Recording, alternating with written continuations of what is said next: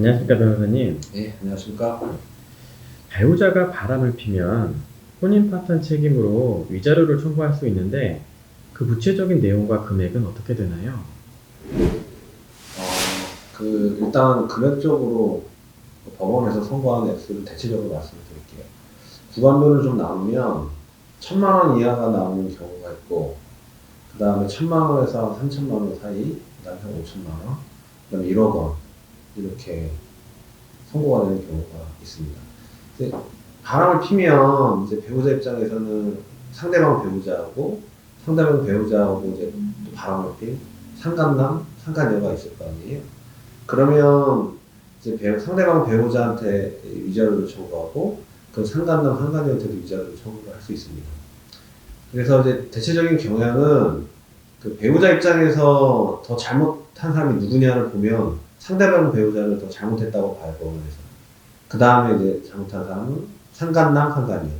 그래서 실제적으로 선고를 할 때 그 배우자한테 금액이 위자료가 조금 더 높게 책정을 해서 선고를 합니다.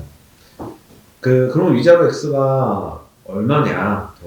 2019년도에 법원에서 위자료를 선고한 액수를 분석을 한 게 있어요. 근데 대체적으로 1,500만 원에서 3,000만 원 사이가 70% 정도 됐습니다. 그리고 실무에서는 실제적으로 위자료 최고 액수를 1억 원으로 보고 있습니다. 얼마 전에 최태원 회장하고 노세훈 관장 사건에서도 최태원 회장이 노세훈 관장한테 위자료 1억을 지급하고 판결이 선고가 됐죠. 실무에서는 그 1억 원은 사실 위자료 액수의 최고로 보고 있습니다. 최고액으로. 그래서 저 그러면 어떤 경우에는 뭐 1,000만 원 이하가 선고가 되고 어떤 경우에는 뭐 1,000만 원, 3,000만 원이가 선고가 되고 어떤 경우는 5,000만 원, 어떤 경우는 1억 원이 선고가 되냐 이런 부분이 있는데 우선 일반적으로 선고되는 경우가 가장 많은 게 제가 이제 실제 사건을 해보니까 그 상대방 배우자한테는 2,000만 원 또는 3,000만 원 그리고 바람을 핀 상간녀, 상간남한테는 2,000만 원을 선고할 경우에는 1,500만 원, 3,000만 원 선고할 경우에는 2,000만 원. 그러니까 상대방 배우자한테 3,000만 원 선고하면 상간녀, 상간남한테 2,000만 원. 상대방 배우자한테 2,000만 원을 선고하면 상간남, 상간녀한테는 1,500만 원. 이렇게 선고하는 경향이 대부분입니다. 가장 일반적인 경우인데 이제 보통 3,000만 원하고 2,000만 원 선고를 요새 많이 하는 것 같아요. 근데 혼인기간이 예를 들어서 어느 정도 혼인기간이 됐다. 그러니까 혼인기간이 뭐 한 5년에서 10년 정도 됐고, 이제 바람을 핀 게 뭐 성관계가 수차례 걸쳐서 성관계를 하고, 뭐 어느 정도 상당 기간 동안 부정행위나 바람을 핀 기간이 있다. 또 하면 3천만, 가 배우자 3천, 상간녀, 상간녀 2천 하는 경우가 많고, 간혹가다 이제 좀 혼인기간이 짧거나 부정행위 횟수가 약간 좀 적다. 그러면 2,000에서 1,500, 2,000, 1,500 이렇게 선고하는 경향이 있어요. 근데 이제 예를 들어서 혼인기간이 길다. 그리고 그 배우자가 되게 헌신적으로 가정생활을 했는데 상대방 배우자가 가정을 돌보지 않고 오랫동안 부정행위를 하면서 이 배우자한테 못된 짓을 했다. 그러니까 이 배신적 행위가 너무 비난 가능성이 크다. 그러면 5,000만 원, 3,000만 원 이렇게 선고하는 경우도 있습니다. 법원에서 제일 많이 보는 게 혼인기간. 그러니까 부부간의 혼인기간, 그 다음에 그 부정행위가 가정에 미친 영향, 비난 가능성, 부정행위 횟수와 정도, 이런 걸 고려해가지고, 뭐 가감을 해서 가장 많은 경우가 3,000, 2,000, 그 다음에 뭐 2,000, 1,500, 그 다음에 5,000, 3,000, 이 정도로 생각을 하시면 될 것 같아요. 근데 이제 간혹, 이제 제가 했던 사건 중에 1,000만 원이 안 되게 위자료가 인정이 된 경우가 있어요.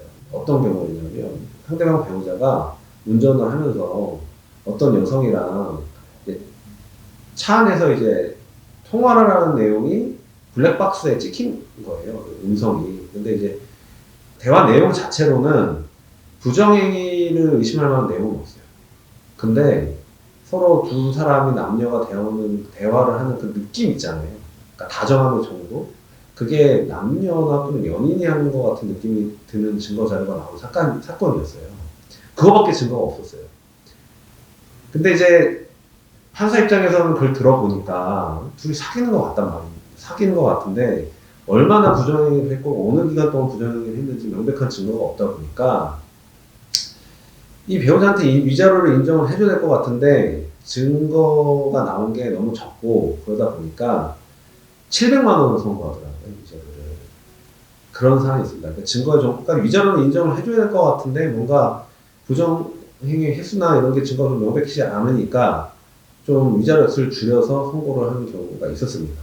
그래서 700만 원. 그리고 좀 주의를 하셔야 될 게 위자료 청구를 할 때 관할이 다른 경우가 있어요. 그러니까 상대방 배우자가 바람을 펴서 이혼을 전제로 이혼 청구 소송을 하면서 위자료 청구하는 건 가정법원의 전속 관할인데 배우자가 바람을 폈어도 이혼을 안 할 수는 있잖아요.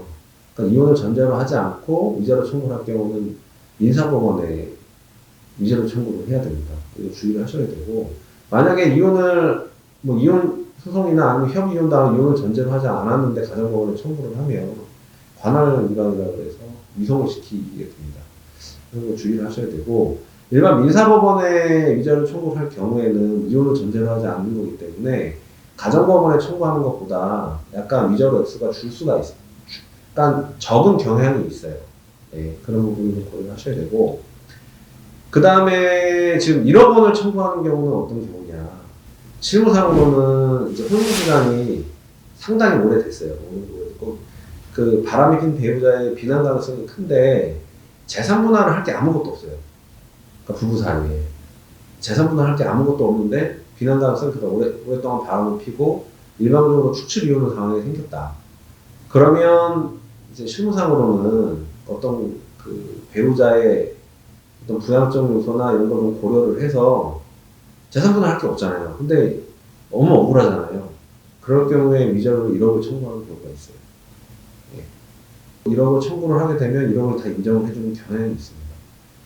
그리고 지금 제가 보기에는 뭐 판결문을 읽어보진 않았는데 그 이제 뭐 최태원 회장하고 노세훈 관장 사건에서 위자료 1억이 인정된 이유가 노세훈 관장 같은 경우에는 최태원 회장한테 최태원 회장이 가지고 있는 주식의 절반을 요구를 했는데 최태원 회장 같은 경우는 그 주식을 취득한 게 대부분 증여나 상속이잖아요. 그래서 혼인기간이 오래됐다고 하더라도 일종의 특유재산을 봐서 주식은 이제 혼인 기간 동안 형성된 재산이라 보지 않아서 분할을 안 해준 거거든요.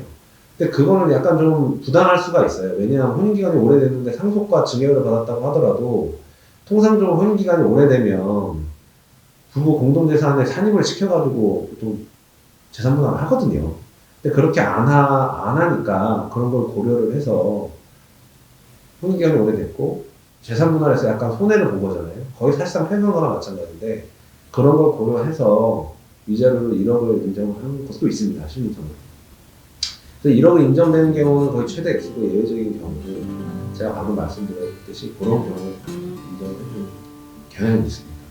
네, 참고를 하셔서 알아두시면 이혼소송이나 위자료 청구 소송할 때 많이 도움이 될 것 같습니다.